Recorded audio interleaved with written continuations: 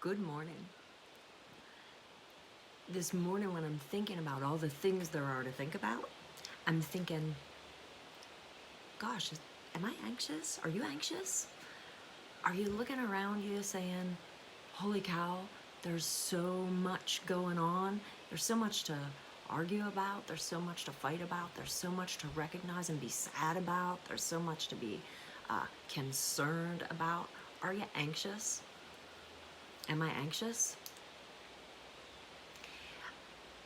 I've been reading through the book of Philippians over and over again, and I've been doing some deeper study with a group of folks and my pastor online. And something crazy about this guy, Paul. He was an apostle, Saint Paul.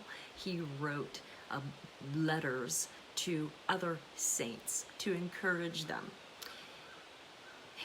You can picture this guy that's wearing this, robe and because he's from ancient days, and he's like writing with a feather, and he's just, has a fan fanning him as he's just sort of penning out these beautiful words in this pristine setting with lamplight beside him. And the truth is, when Paul wrote a letter to the Philippians about joy, he was writing it from a pit in a prison that was right next to a coliseum, where he heard the sounds of the games that were murdering Christians.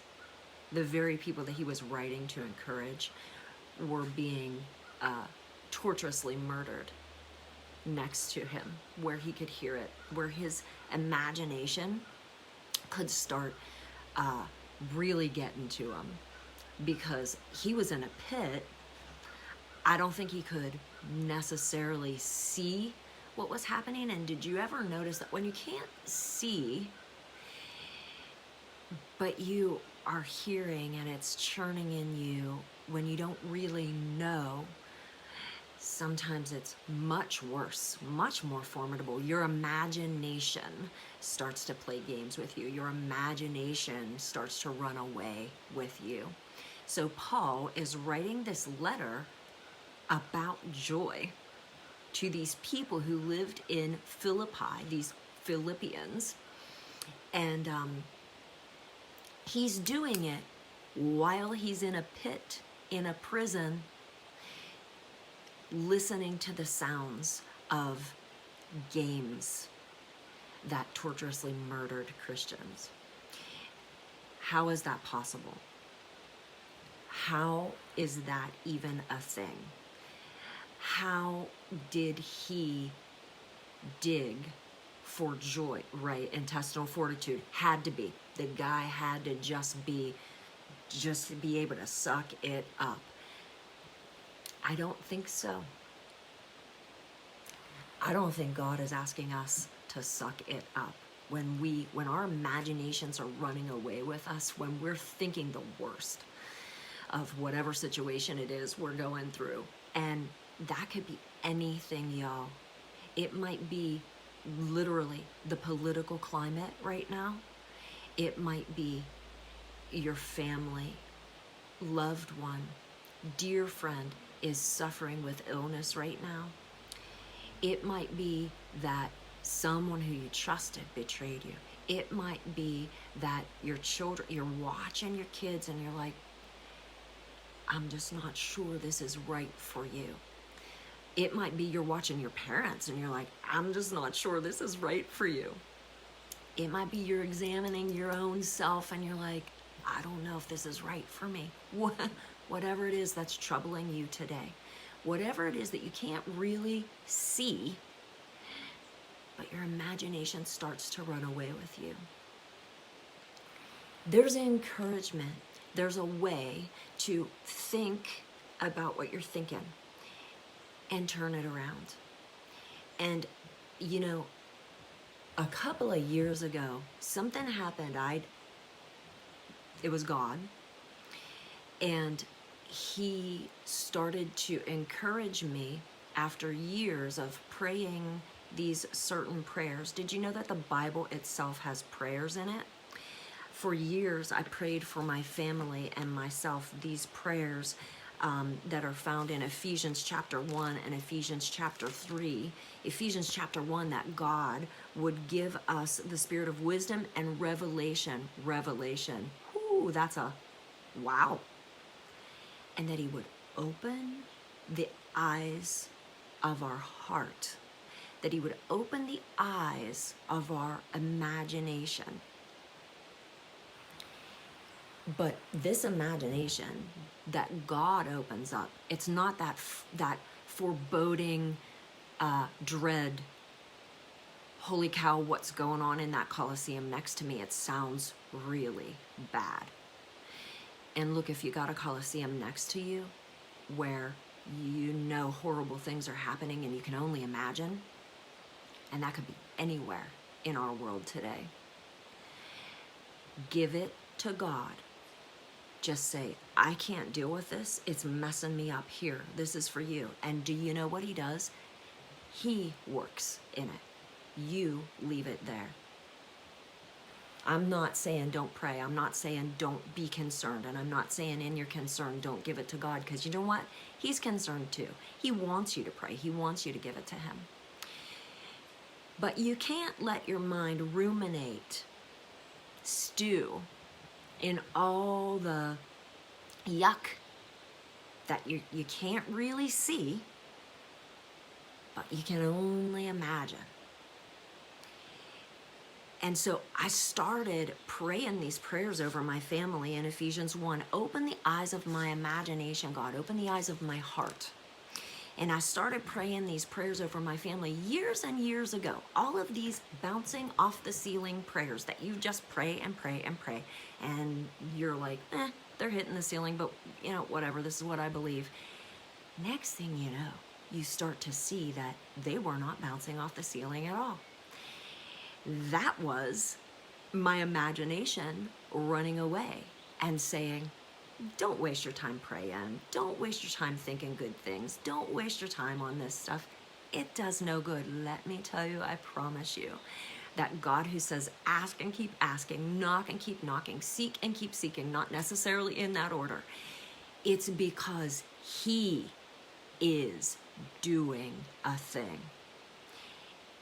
And at first it seems like, dude, this is pointless. What's happening here? And next thing you know, you start seeing little glimpses and little signs of little changes. Changes here, and changes around you. You're like, hey, look at that thing that's happening with that person. Didn't I pray for that for a long time, thinking it was doing no good? I just stuck to it because it's all I knew to do. I couldn't do anything else. Guess what? He hears you. Boom. That was a lie. The truth is, he hears you. And in Ephesians 3, I just would pray these Bible verses. I kneel before the Father. I pray that he will strengthen you with power through his spirit in your inner being. And it goes on and on and on and talks about God who will do more than we could ask or imagine. So back to Paul, who's in this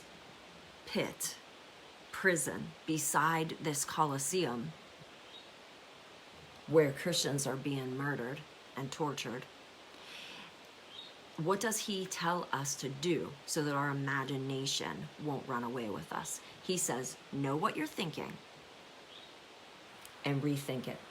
He says in Philippians chapter 4, first off, if you're anxious about anything, if these things are happening, give it to God. We've talked about that. And the peace of God, which passes understanding, will guard your heart. He's in there. He's like, what can I do?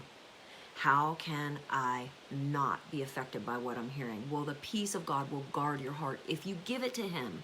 So you can't just BS God. You can't just BS him. You can't say, I'm fine. How are you today? I'm fine. No, I'm worried about a ton of crap. Here it is.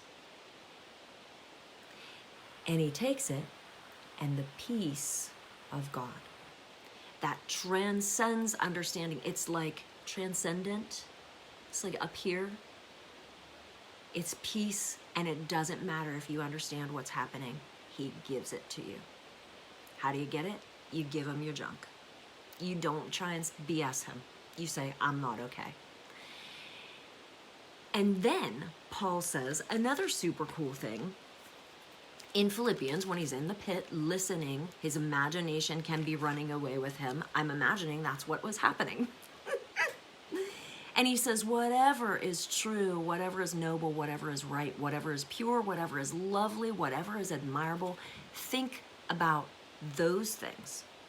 Don't think about the things that stir you to concern, that stir you to trouble. Think about the good things. And listen, if you have something that's seriously weighing on you and it is a concern to you and you gave it to God, think about the way he's going to handle it. Think about how he's going to answer your prayer. Think about how good he is to you and how he's never going to let you down, even in this situation.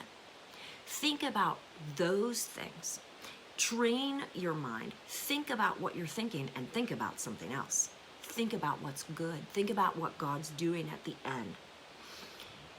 So a couple of years ago, I started to realize what God was doing in our lives as I was praying these prayers about open the eyes of my heart, open the eyes of my understanding, open the eyes of the ones who I love, open their hearts, open their understanding. And I started realizing this is happening. These prayers were not hitting the ceiling. These are real things that are going on.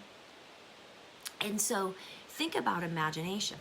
Think about that good imagination, not the crappy imagination that says, oh man, it is so much worse than I even thought. You know, this is horrible. No, not that imagination. The imagination that thinks the God things, that thinks the good things. The imagination that you handed your heart to him and he blew on it by his spirit and opened the eyes of your heart. He enlightened your imagination. He opened the eyes of your imagination. That imagination is filled with these things that are in Philippians chapter 4, the right, the good, the pure, the lovely, the fruit of the Spirit, right? Love, joy, peace, patience, kindness, goodness, gentleness. All of those good things, that's God. He's not that, I'm going to get you, God. He's that good God, right? And so I started thinking about imagination, and when do we use our imagination the best? When we're kids, right? And what does God say? Like a child. Until you can be like a child and come to me, your faith is just going to be But when you can be like a kid, when you can use your imagination like a kid uses their imagination, your faith is going to grow and grow and grow and grow. Why? Because you can see God with the eyes of your imagination in big ways. You can see him in ways that a kid would see their superhero, that a kid would see their superhero dad. You know, open the eyes of your imagination, and you pray it from Ephesians. You can read it from the Bible. If you don't know, if you're like, I don't know how to pray that, that's okay. He wrote it down for you. Ephesians chapter 1 and Ephesians chapter 3. But here's the thing. I started to engage that imagination, which I'm asking you to trust to God and engage it. And he started to give me these like beautiful imaginations, imagining him loving us more than we could imagine, imagining God hugging us, imagining Jesus giving us purity by just like one drop of his blood and making us pure. Start imagining those things over your life and over the people who are being traumatized in your life, or people you don't even know who are being traumatized, the people that are in the Colosseum. Try imagining those things today. So I want to encourage you today. And guys, as I began to imagine those things, as I began to posture my heart like a kid in front of God, which there's nothing more fun than being a kid, he started to say things to me. I started to write them down, and the next thing you know, my imagination turned into this little girl's imagination. And these are stories of imagination come to life. My imagination started turning into this little guy's imagination, and these are stories of imagination come to life. And guess what? Even now, God is growing those imaginations into beautiful pictures of how he loves me, how he loves you, what he has to say to us, which isn't shut up and fly right. That's not it. It's let me show you how big my love is. Let me show you how big my thoughts are toward you. That's where he's at. That's where he's at for you. This is a reset day. You can reset what you're thinking, reset what you're feeling, reset what you think you know, and you can do that every day. You can do that every hour. You can do that every minute. By handing him your heart and saying, open, blow on that and open up the eyes of my imagination and show me your love for me. Show me your goodness over me. Show me. And so today, this week, I want to encourage you. Let him have your imaginations. Let him have your thoughts. And think what he says to think. Think about the good things. Think about the pure things. Think about the lovely and admirable things. Think about those things. And that's not a person doing. That's a person being and trusting it to him. Trusting it to him. If you made it this far and through the Whimsy and Winzo advertisements, I want to tell you something super good is coming. Keep your eyes open because it's about to emerge, and I'm going to talk to you more about that in the weeks to come. But I want to say right now, you made it this far. Let's just take another couple of minutes. Close your eyes. Close your eyes and just open up your imagination right now. Just open up your imagination right now. And just see yourself. You can see yourself like a kid, or you can see yourself like you are as an adult. You can see yourself dressed in your favorite clothes, or you can see yourself dressed in something that you never thought you would wear. But whatever is the first thought that comes. And put your little heart right in your hands. And I don't know what your heart looks like. You might see it as bruised. You might see it as bright and pink. You might see it as beating red. You might see it as a Valentine. Take that heart, and I'll tell you what mine looks like. My heart has eyes in it, and they have long eyelashes. They're blinking, but they're happy eyes. And hand that heart up to heaven. Hand that heart up to God, who honors it, who honors your heart, honors your mind, honors your imagination. Hand your heart up to him. And I don't know what you're seeing, but I'm seeing him blow on my heart, and I'm actually seeing him kiss my heart kind of on the cheek, because my heart has a smiley face on it. And do that every single day, whether your heart looks bruised, or your heart looks sad, or your heart looks happy, or it looks all polished up. Put it in your hands and let your imagination see you handing that to him every single day. And watch how he heals your heart and changes your heart. And watch how it gets brighter and happier every single day when you give it to him. When you give it to him. And it's okay to use the imagination that God gave you, to see yourself doing that. And you'll grow and be able to do that more and more as you go to him and trust him to handle your heart, to open up your imagination more and more, to open up the eyes of your heart more and more. He loves you. He loves you. This week, don't imagine the worst. Ask God to open the eyes of your heart so that you can imagine the best.